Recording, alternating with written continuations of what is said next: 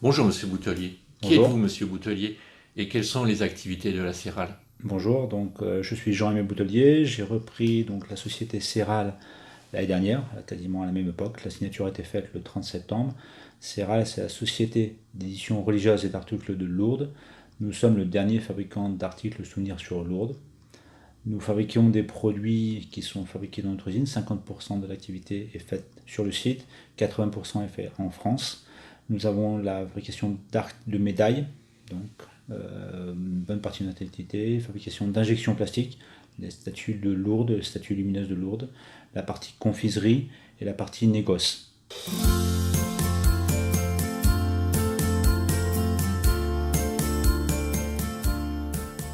Pourquoi avez-vous souhaité reprendre une entreprise et celle de la Céral en particulier? La volonté de reprendre une entreprise est un projet qui date depuis longtemps. Les occasions ne s'étaient pas vraiment manifestées. Et au cours d'un déplacement à l'étranger, je me suis re-rendu à la Céral, parce que j'avais déjà travaillé à la Céral dans les années 2000. Et là, j'ai appris que la Céral éventuellement était à vendre.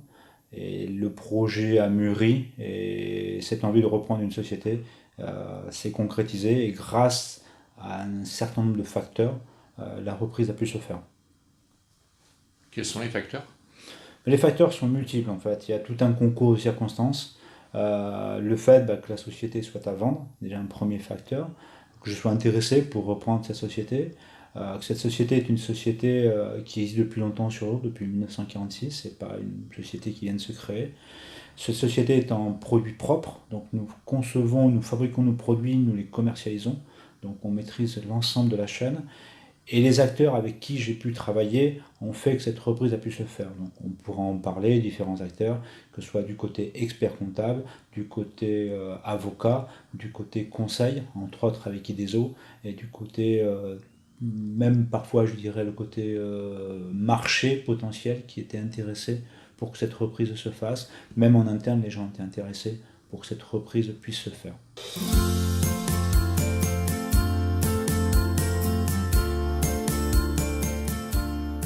Lors de la démarche de cette transmission, quels ont été les apports et contributions spécifiques de IDESO? Alors, IDESO a été un des acteurs de la reprise. J'avais identifié la cible. IDESO ne m'a pas apporté la cible, même si IDESO travaille parfois dans l'apport de cibles, en mettant en relation des acheteurs potentiels et des vendeurs potentiels. Je marque bien parfois acheteur et vendeur potentiel, parce qu'il faut bien vérifier qu'on est en face d'un vrai acheteur et d'un vrai vendeur. IDESO a travaillé très rapidement. J'ai contacté Elias Agori pour travailler sur le sujet de la reprise de la société Céral, tout en conservant la confidentialité. On a commencé par faire très rapidement un diagnostic SIM, donc de la société, afin d'identifier les forces, les faiblesses, les manques de la société, son positionnement, le positionnement de son équipe par rapport à la société, et comment on pouvait faire pour travailler. Il y avait aussi l'avantage de connaître cette société, parce que Elias, qu'on connaissait quelques actionnaires de cette société, et comme c'est une vieille société de Lourdes, connaissait quand même aussi cette société. IDESO a été très intéressant dans la première phase approche, donc on a pu discuter avec les actionnaires, a été intéressant dans la phase de négociation, parce qu'on avait automatiquement un écart de prix entre le prix des vendeurs, le prix de l'acheteur et le prix de l'entreprise. Et on a ici, grâce à IDESO, entre autres, grâce aussi à l'expert comptable, grâce aussi au conseil, on a réussi à faire que tous ces chiffres convergent et arriver à tomber sur un accord d'avoir un prix de vente acceptable pour le vendeur, l'acheteur et pour le banquier aussi, qu'on tombe sur quelque chose un dossier qui est vendable.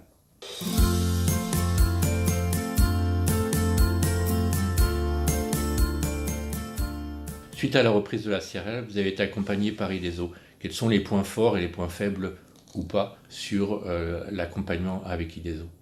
Alors, ce qui est important de voir, c'est que avant la reprise, donc, comme je l'ai dit tout à l'heure, on a commencé à faire un diagnostic immatériel. On avait déjà identifié les points forts et les points faibles de la société. La négociation, la transmission, la négociation s'est fait avec les trois familles de vendeurs. On a eu la vente de la société, donc après, on était là aux commandes.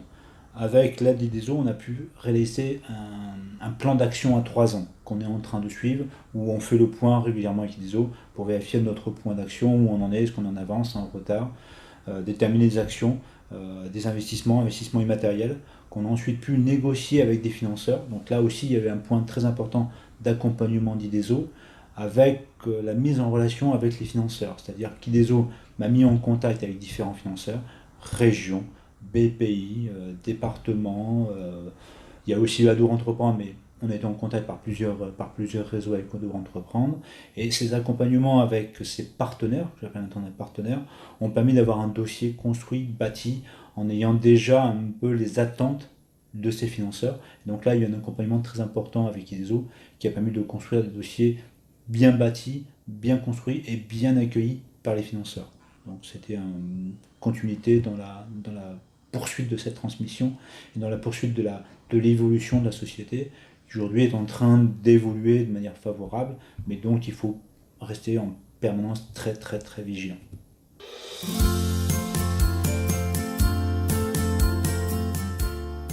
Au travers du diagnostic SIM, avez-vous identifié des besoins de formation? Oui, tout à fait. Le diagnostic SIM nous a permis d'identifier des besoins en formation, en particulier sur les personnes clés de l'entreprise, donc des personnes importantes de l'entreprise. On a déjà engagé une formation de manager leader avec une personne clé. Cette formation a permis à cette personne de prendre du recul et de voir beaucoup mieux ses tâches et d'être capable de mieux s'organiser, mais vraiment de prendre du recul et avoir une vision beaucoup plus globale. Donc ça, c'est quand même très intéressant et on est déjà en train d'en tirer les fruits. On aura une deuxième personne qui sera formée ensuite, mais on a surtout voulu éviter de mettre deux personnes de la même société ensemble, donc on fera ces formations de manière successive. Quel est leur retour sur ces formations? Pour l'instant positif, parce que la personne prend du recul même dans son attitude, dans sa façon de voir les choses, dans la façon de se comporter. L'avantage aussi, c'est qu'elle a été confrontée à d'autres personnes qui sont à peu près dans le même milieu, ou dans les milieux équivalents, et de voir, d'échanger, de voir un peu à l'extérieur ce qui se passe, comment ça se passe, et on voit que ailleurs aussi, il y a aussi des petits problèmes, il y a aussi des choses à améliorer. Donc c'est quand même très, très positif pour l'instant. Merci Monsieur Boutelier.